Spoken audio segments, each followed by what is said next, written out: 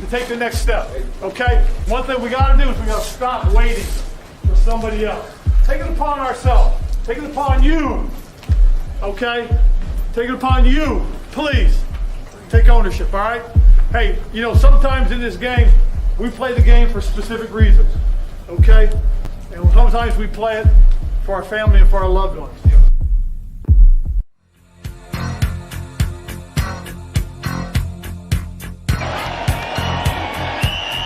This ends what has been a class week for the Washington Redskins and Doug. Redskins are the world champions.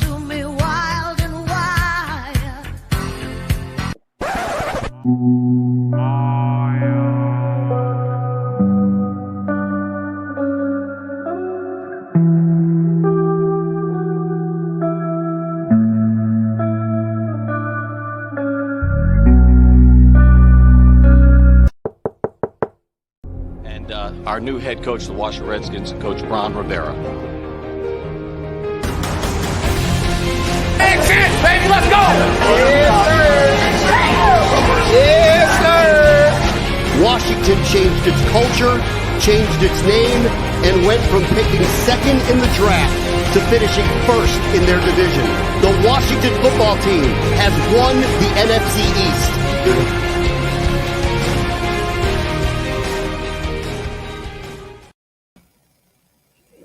Welcome to another episode of the HOGside. I'm your host, CJ the Hog. I hope everybody is enjoying their holiday weekend. Merry Christmas, Happy Hanukkah, Happy Kwanzaa, and I hope everybody have a Happy New Year. As you know, tonight is the primetime game with Washington versus Dallas. And, you know, we all seen how it went the first game. Hopefully that we are able to overcome and possibly get at least a split decision win with this rivalry right now. But we have a lot set for today. We have Josh Kirby from Kirby Sports. We have him today as a special guest. We also have the founder of Velocity Sports, which is what is brought to you by today by the HOGside, Zach Kleiss as well. So we got a lot to talk about today as far as injuries and things like that, and what can Washington do to at least try to reach this playoff berth. But without further ado, let's go ahead and bring Josh on. CJ, what's going on, buddy? Thanks for having me. Josh, what's going on? What's going on, man? Happy holidays. Oh, yeah, same to you, brother. It's been, it seems like it just flew by. It seems like just yesterday was January 1st, but here we are, the day after Christmas, and celebrating a great time with family, friends, opening presents, and watching football, hopefully. I mean, I hope over your way, too, get a safe Merry Christmas as well. Yes, definitely. My Christmas has been very, very great. You know, everything has been good. You know, family, spending time with family. You know, I got a lot of, you know, gifts that, you know, were very useful, as you see my new setup from, you know, the wifey herself. So, you know, the poster in the back, you know, so it's definitely, you know, so my Christmas is definitely great. You know, the holidays is great. You know, the holiday weekend was very fulfilling. So, you know, it's Sunday now. So, you know, Sunday football.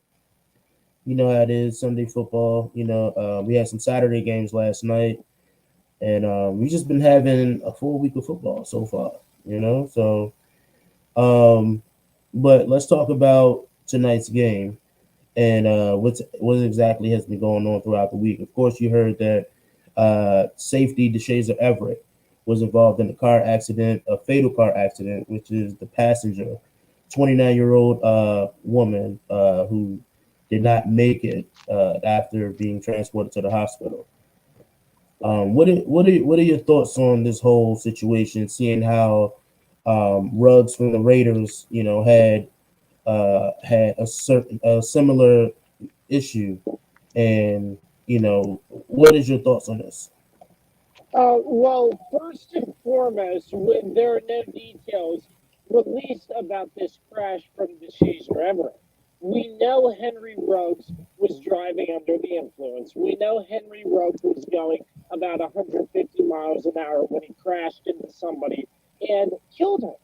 DeShazer Everett, we don't know that. This could be a completely different situation. Was speed a factor? We can't speculate that right now, but I mean, until the police report comes out or something, I mean, it's best, excuse me, in my mind, just to give thoughts and prayers to the family. But I mean, I wouldn't really say these two are alike. Yes, a pro athlete is involved in some sort of accident, but I mean, until we know more, I don't really want to say that these two are alike because we know Henry Ruggs was driving 150 miles per hour, and it, it's just crazy to see stuff like this happen throughout the league. It's very sad. Yeah, man. Yeah, when I seen it happen, a few other guys and I were talking about it, and I was just saying that right now we can't speculate. It's hard to speculate because we don't know exactly what happened. There isn't no details. The only thing that we do know is, with the people being local with Loudoun County, is we know that there's a possibility that a deer probably came on the road. Loudoun County is very famous for deers on the road. So it's hard to speculate these kind of things because, it's we don't know exactly the details hasn't been given out yet. There's still an investigation as far as what happened, how did the car get driven off the road. It's just unfortunate, that this had to happen, before the holidays.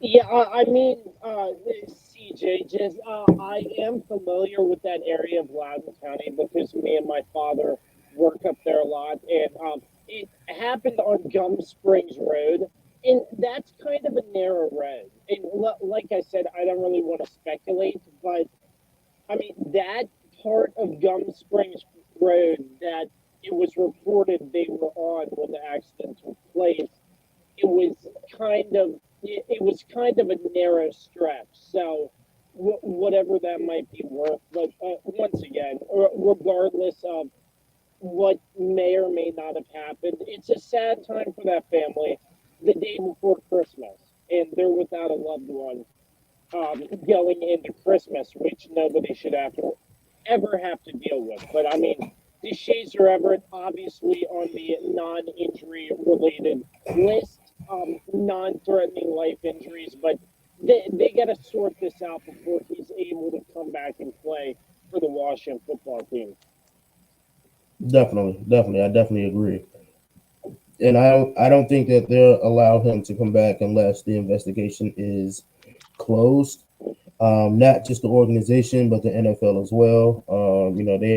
They're really trying to crack down on these type of things where there's where a car is involved and passengers and things like that. We've seen it happen more frequently in the last few years with these professional athletes. So it's like I said, it's just unfortunate. So definitely prayers out to the family. Prayers out to the family. I'm just glad that the shades are ever. It's okay. Can't say that too much for the family of the passenger. But prayers out to them, and hopefully they're able to not overcome it, but just hopefully that they're able to grieve properly. So let's go over this injury list. The injury list, as you see, the injury list just keeps piling up, right? So Landon Collins is officially out with a foot injury. Antonio Gibson is questionable with a toe injury. William Jackson is out with a calf injury, as well as Daniel Wise with a knee injury as well.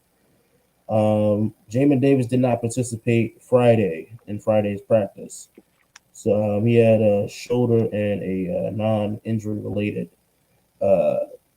non-injury related injury. So apparently, Jamin Davis and Benjamin St. Juice was actually behind the car.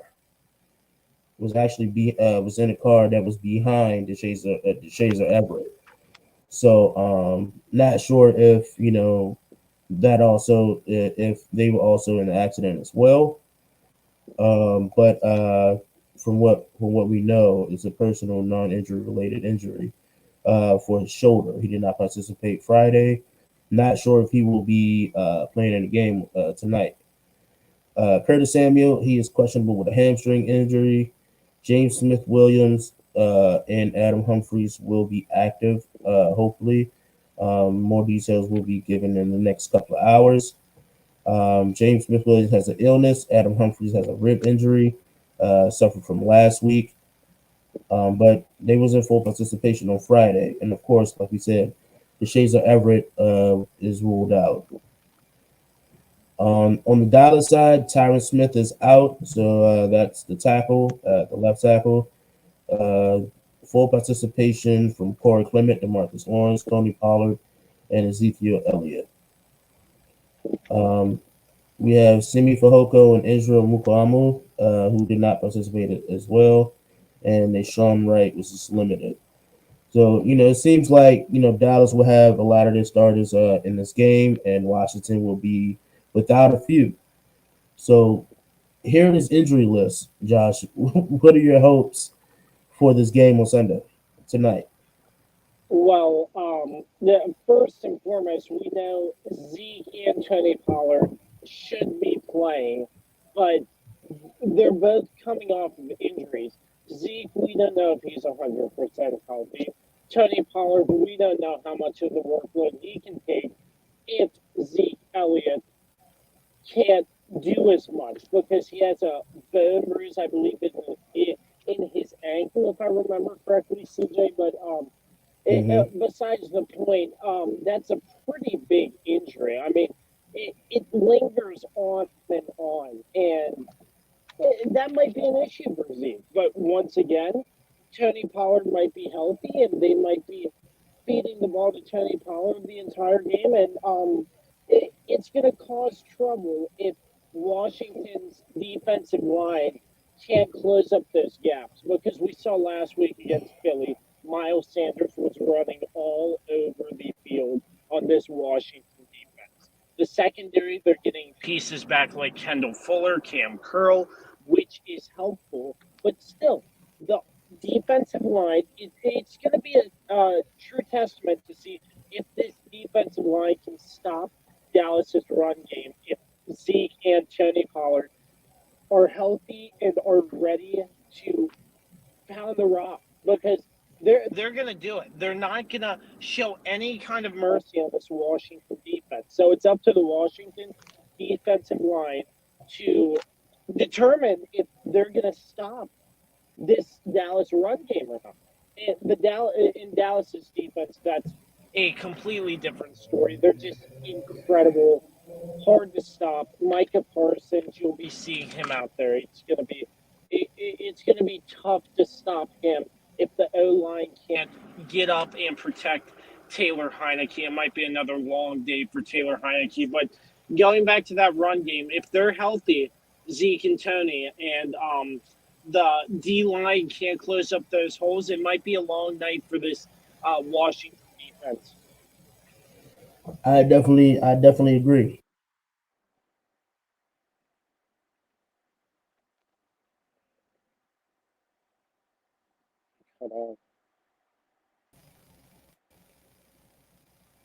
You cut out there. All right. I was like, what'd I do wrong? No, you good. So, as I was saying, the running backs, yes, we've seen Philly really dominate the run game with Miles Sanders and their backup running back. So, it's kind of intimidating going into Sunday's game. Also, on a short week, we just played on Tuesday, and we had to fly to Dallas immediately, and with the COVID protocols and things like that, it's going to be tough. It's going to be tough to overcome this game. The odds are not in our favor, unfortunately. But this defense just has to be better. I think Jack Del Rio just have to learn how to adjust. We've seen in the first game, where the defense were impactful at. I'm not sure if we will have Scherf. I think Brandon Scherf is out, so that is another key factor there. With Michael Parsons being able to force his way into that offensive line.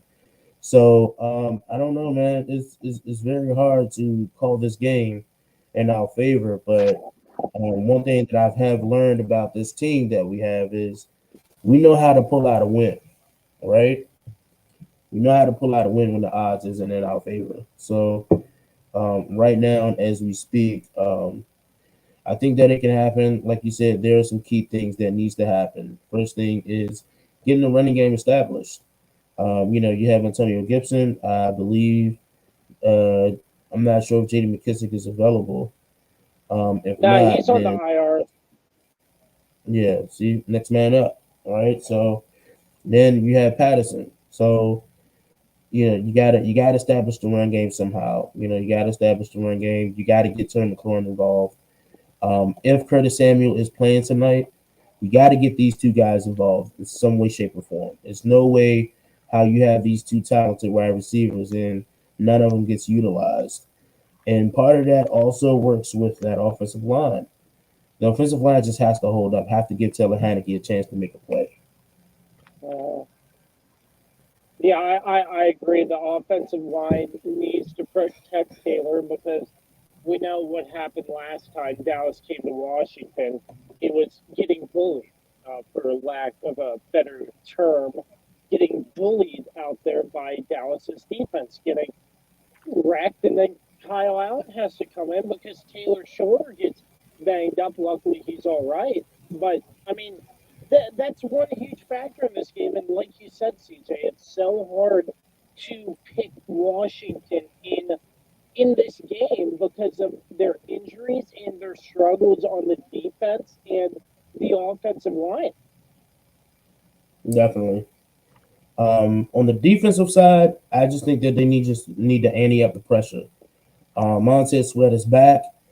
He came back last week. He got a few reps in, so hopefully his reps will definitely add up in this game. They just have to find some type of pressure. These guys have to penetrate this Dallas offensive line, which is one of the best in the league right now. But they have to find some type of way to penetrate this offensive line in order to keep Dak off his feet. So, like you said, it's hard to call this game, but, as a fan, we got to roll with the punches. We just got to hope that, they're able to overcome adversity. Yeah, absolutely. I agree. The past couple of weeks, Dallas has had a problem on offense with the offensive production, but the defense has been stepping up. So that's a factor that might play a part in this game if Dak Prescott and the offense cannot get going. But still, with the amount of problems for Washington, I don't think it's going to be that big of an issue, but it is something we should be looking out for in this game to see how Dallas adapts with their offense, see if there is anything they changed after the past couple of weeks. I agree, definitely. Let's talk about Ron Rivera a little bit because we've seen Ron Rivera. We've seen him happy on the sideline for the first time this season. A few times actually with that 4-game win streak. We've seen him smile. We've seen that scowl that he has on his face.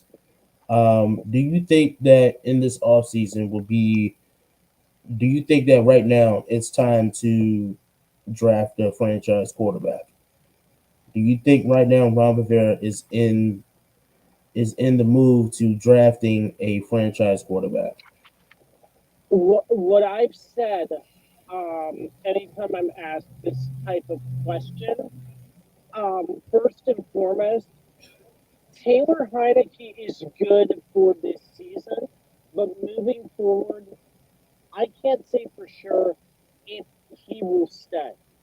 Yes, Taylor Heineke, in my mind, will be a starter somewhere in the NFL in the next 2 to 3 years. But he might not be in Washington's future. And I'm not going to be surprised if they pick a high round quarterback. Because I feel like Washington has pieces in place. They just need to find a quarterback who they can develop correctly. And I think Ron Rivera and his staff will be better at developing a quarterback than in past seasons, like RG3, for example, because, yeah, RG3 had one great season, but I mean, after that injury, he wasn't the same. Washington needs a franchise quarterback that Washington can draft and we need a quarterback that Washington needs a quarterback that will not cause drama off the field because we've had that as well in Dwayne Haskins. And I mean, if Washington can find a good, successful quarterback from college who is a hard worker, nothing but the grind preparation daily, without the off the field issues, I feel like that's all Washington needs. Yeah, Washington's gonna have some tough stretches still, but Ron Rivera and his staff, I feel like they are the most equipped to handle a situation like this to lead Washington to become successful. But once again, it all starts from the top. I feel like ownership is really holding this team back as well. So that's another key, but that's just another conversation in my mind. But yeah, looking at Ron Rivera and his staff, I feel like they have a pretty good chance of developing the next quarterback, the next franchise quarterback for this franchise. Okay. And so in that turn, is there anybody that stands out right now that you think Washington could take a stab at? I'll get a lot of flack for this, CJ, but I rarely watch college football, so I really don't know. I've heard Sam Howell, Kenny Pickett, Pitt's quarterback, I forget his name, the quarterback from Liberty. Mm-hmm. Yeah, but I mean, I don't dabble a lot in college because first and foremost, it's on Saturdays usually when I'm working. So I really just don't have the time to keep up with all the college games. But I mean,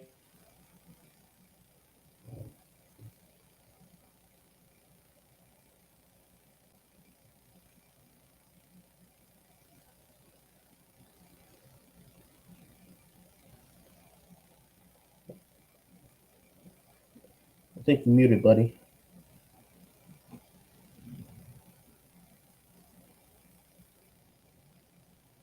I think you're muted.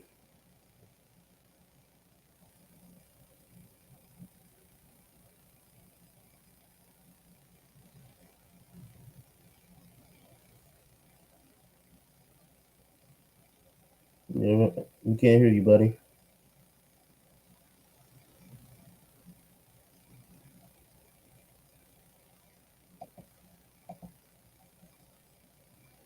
Yeah, we're having a little bit of technical difficulties with Josh, but one thing for certain is that this game is very important because we can't lose two back-to-back rivalry games.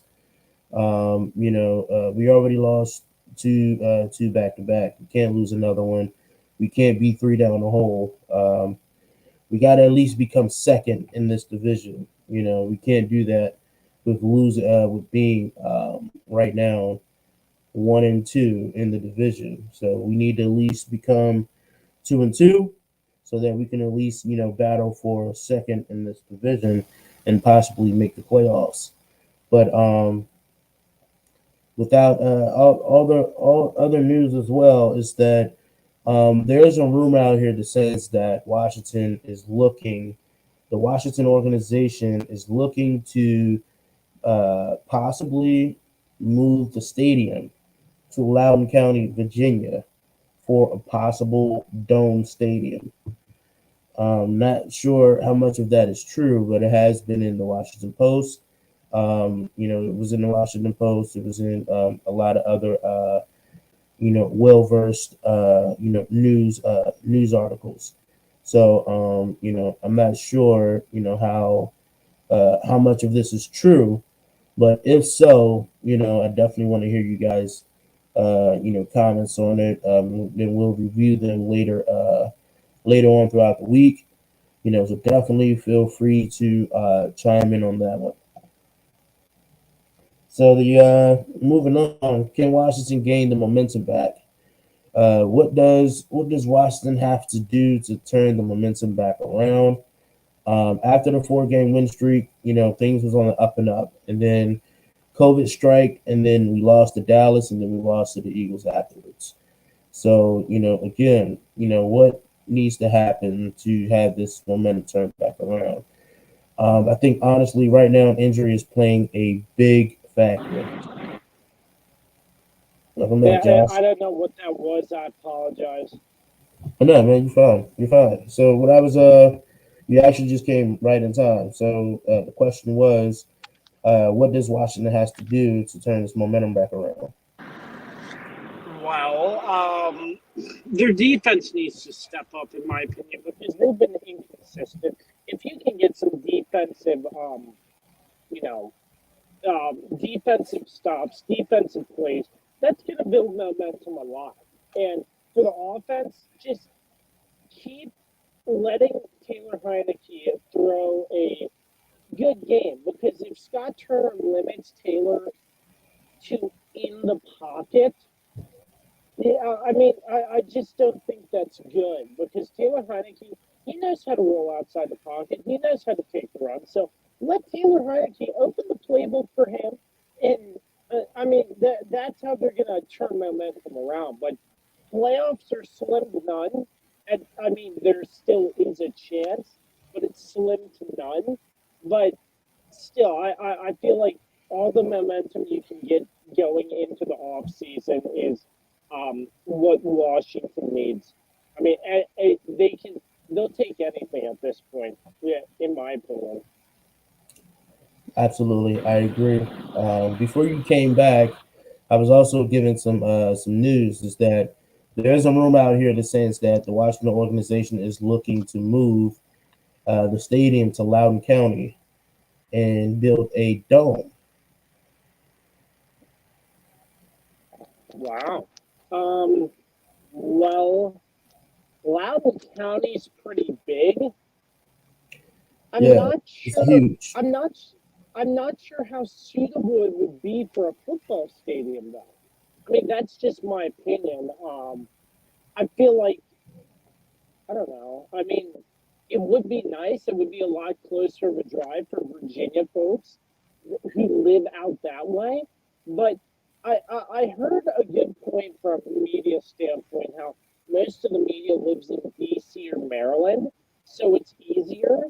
But Loudoun County would be very interesting to see how they plan that, for sure. Yeah, it'll definitely. So from what I've read, it's definitely going to be at around $2.2 billion project. That wouldn't be a problem, but I feel like it might hike up taxes for Loudoun County even more than they already are, because Loudoun County is one of the most expensive counties in Virginia to live in. Right. Well, listen, anything over that mountain is expensive. Oh yeah, definitely. And me being from DC, what I always said was, if you're gonna move the stadium, you got to move the stadium that is suitable for all of the DMV, right? Like for instance, the FedEx Field is easier for folks from DC and Maryland to get to, right?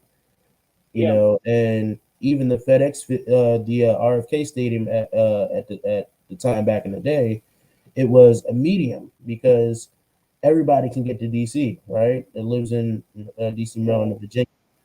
So at one point they were talking about Oxon Hill, which is again, it is a little bit out of range for the folks that live in Virginia. So I said that if anything, it needs to be it needs to be somewhere that is along the George Washington Parkway bridge. I think that pretty much connects the DMV very much better than any other interstate or route at this point. But I am happy to hear that that they're looking to move the stadium. FedEx Stadium, we've talked about this before, is that it's time to leave the FedEx Field. It's time to leave the FedEx. It's honestly, FedEx is hard to get to.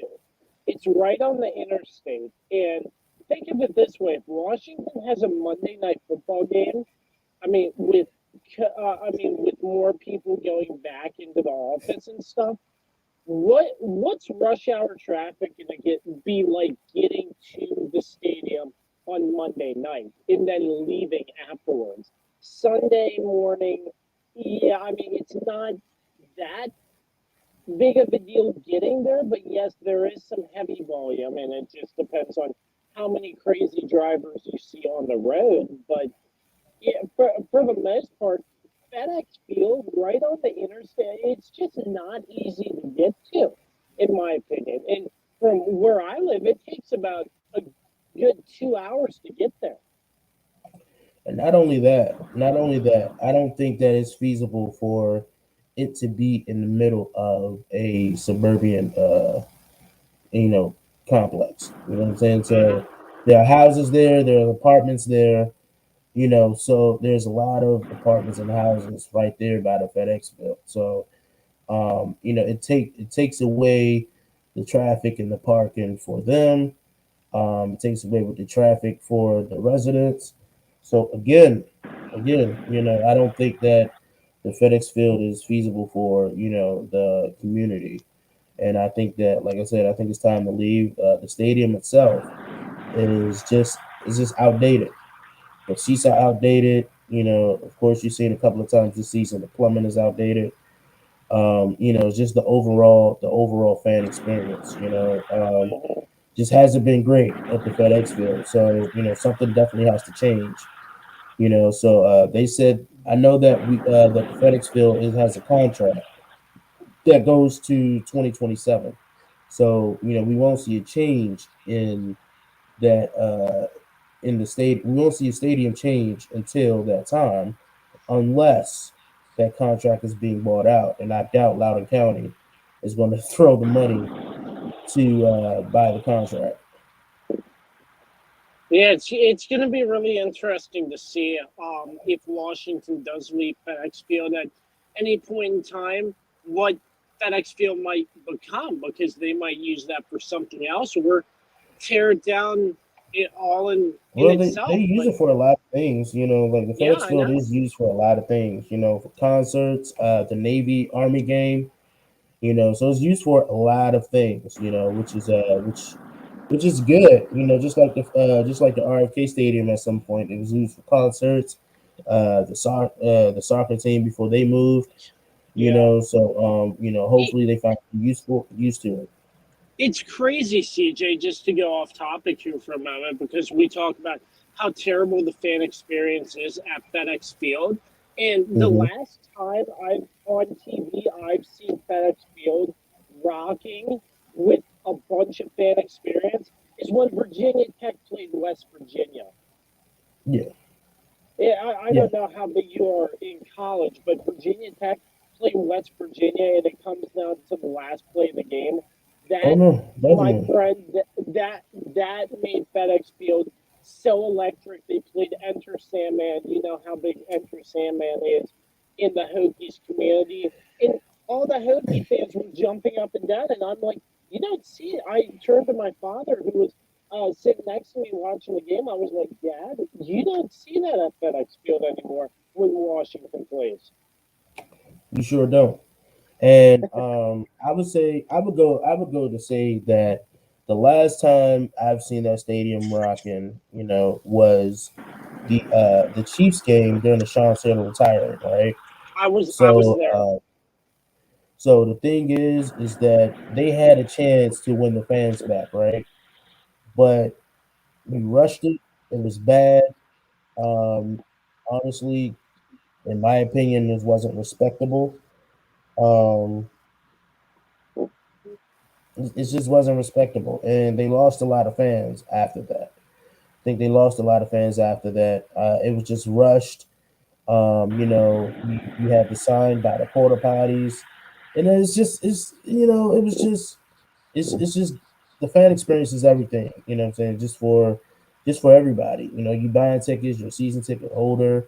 You should be able to have a great fan experience, right?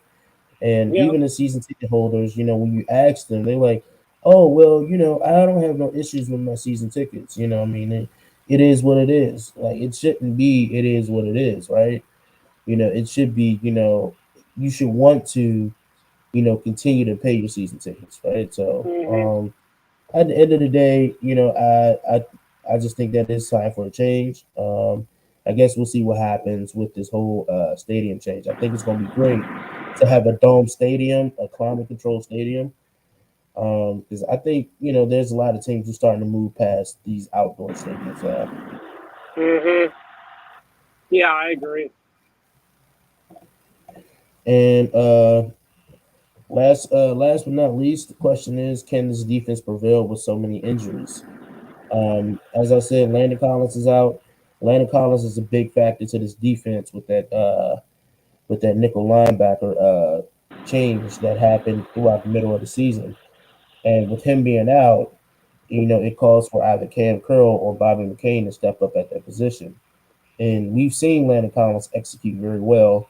And with Landon Collins being out last week, we've seen that, that isn't really the case. Without Landon Collins on the field, there's nobody to be there with those screenplays. And so that is another reason why the Eagles has done so well with those screenplays, because Landon Collins wasn't there to, stop those screenplays. So that's going to be another big factor there to see who exactly is going to be out there to take over for Landon Collins until he actually gets healthy. Yeah. There's just a lot of injuries on this defense. William Jackson is out. I'm not sure if we will see Benjamin St. Juice. Like I said, he was also a part of that fatal car accident. He was behind the car, so I know that he's probably under investigation too. So I'm not sure if we will see him on Sunday as well. But I don't know. Like the defense is looking very, very suspect at this point. Yeah, I mean, I honestly, CJ, I don't think they can overcome if the Dallas Cowboys play tough physical football on both sides of the football. The defense, it won't be an issue, but the offense, they're still kind of questionable. But I still feel like Dallas takes this game. Unfortunately, I just think there's too much wrong with Washington to favor them in this game. It's just, I hate to say it, but I honestly think it's going to take a miracle for Washington to split with Dallas this year. That is true. It could definitely take a miracle. Definitely take a miracle. Last question before we actually close this episode out is we're gonna put a GM hat on your head right now. It is the off season. What are your key goals for the off season? Key goals for the off season: number one, figure out the quarterback situation, because Washington needs to have some sort of idea of where they're going in terms of quarterbacks, so Washington doesn't end up with another quarterback controversy. Number two, bolster up the defense a little bit more. In my mind, I find nothing wrong with bolstering up the defense more than it should, in my opinion. And number three, you need to find weapons for your quarterback. So figure out your wide receivers and figure out what Washington needs to do in order to get a good receiver core. Because Terry McLaurin, yeah, he's great and all, but you can't just have one wide receiver. Yeah, Adam Humphries has been playing decent. DeAndre Carter, yes.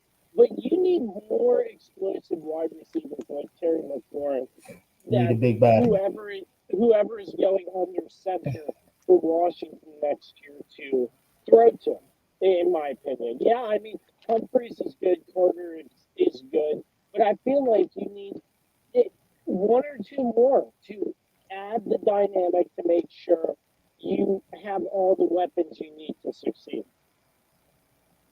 I agree. So, I have my GM hat on, and in the offseason, the first thing that I'm doing is figuring out this offensive line. This offensive line it has to be better. You know, we've seen Carson Wentz get so much better with this Colts offensive line. We've seen Baker Mayfield get so much better with this Browns offensive line. You know, so I think that this offensive line needs to be bolstered up. We are due for 61 million going into the offseason. So a lot of that will be based on, who gets resigned. I think you resign, five of five guys. Right now, there's five main guys who definitely deserving of an extension. Deron Payne is one of them. You locked Deron Payne in. Brandon Scherf, listen. I get that he's a formidable force on the team on the offensive line, and on paper, we win more when you're on the field than we do when you're off the field. But the money that you're asking for right now, you don't play enough games for us to want to sign you for that long. So the question is will Brandon Scherf and his agent be able to find some type of medium where Brandon Scherf can stay here? It's not likely. It's not likely. I think Brandon Scherf, won't be here in the all season. So with further ado, there's some big names uh, as far as offensive linemen that is scheduled to be free agents in the off season. I think you need to sit down. You need to look at those guys. You need to interview those guys and figure out who do you want to sign. You sign a few guys. You sign a few guys off the free agency, and then you draft a few guys to plug them in. And that's the first thing. The second thing is what you said is figuring out this quarterback situation. Whether if you want Taylor Heineke to continue, or you're going to draft a quarterback and let this quarterback be the bridge. Let Taylor Heineke be the bridge for this young quarterback.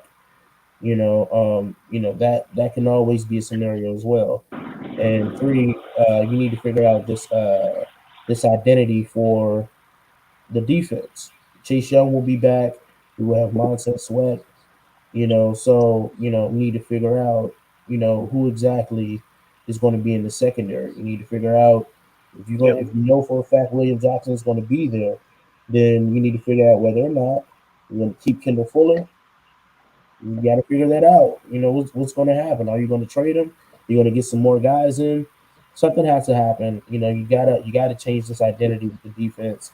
So that's where I think we also need to at least sign another running back. I don't think we need to draft any. I think drafting a running back, we don't need to draft a running back. I think we can find a running back in the free agency that can fit in with Antonio Gibson and J.D. McKissick and Derek Patterson. Wide receivers, I think you can find a few guys in the free agency as well. Or you can draft. There's some quality wide receivers in this draft this year. So if you want to sign a guy, I say you go out and sign him. But I think you can find a suitable third round, fourth round wide receiver in this draft. As you see, Terry McLaurin is a third round as well. Yeah, I agree with all those. Very great points. The running back position also a really great point there as well. Yeah, definitely. So Josh, I do want to thank you for taking time out your schedule to join us today, man. Tell the people where they can find you on all your social media. Yeah, I appreciate it, CJ. You're running a great show over there on the hog side, and it was a pleasure to join you. I know when I cut out maybe once or twice, so I do apologize for that. But you can find all of my work on the Kirby on Sports podcast, www.kirbyonsports.com, and you can find me on all social media platforms, all streaming platforms, and we're doing pretty big things. I'm hoping all the great success comes to you and for my podcast in 2022 as well. And we're just working, grinding, and trying to make it big one day. Definitely. Well, I hope you guys enjoy the rest of your Sunday. Again, happy holidays, and you guys have a happy New Year. You guys know that now that the Hog Side is now officially on Thursdays instead of Wednesdays now. So we will be live on Thursdays at 7 p.m. Eastern Standard Time on YouTube, Facebook, and on Twitter. So make sure you guys definitely follow. You guys know that the Hog Side is brought to you by Velocity Sports. You can find us and follow us on YouTube, Facebook, and Twitter at the Hog Side. You guys have a great one. Enjoy Sunday football. You guys have a good one. Bye-bye.